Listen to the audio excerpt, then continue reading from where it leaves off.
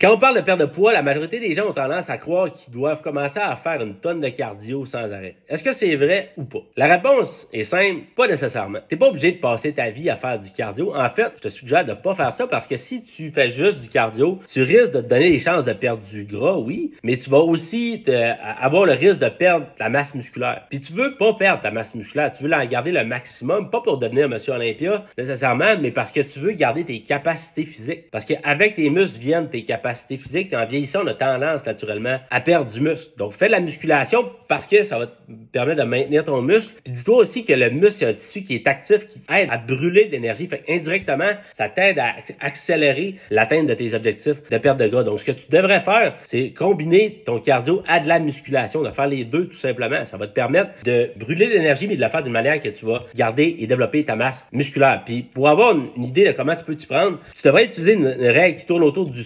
75-25. Fait que 75% de ta séance devrait être la musculation, puis 25% de ta séance devrait être du cardio. Fait que pour une séance d'une heure, tu peux faire 45 minutes de musculation et 15 minutes de cardio. De cette manière-là, tu vas toucher les deux parties, puis ça va te permettre d'avoir des bons résultats autant pour la perte de gras que du maintien ou le développement de ta masse musculaire. Mais garde en tête tout le temps, par contre, que tu as même beau t'entraîner autant que tu veux, la majorité de tes résultats vont jouer pas au gym, mais dans tes habitudes alimentaires. Parce que dis-toi, au bout de la ligne, là, tes entraînements pourront jamais compenser pour de mauvaises habitudes alimentaires.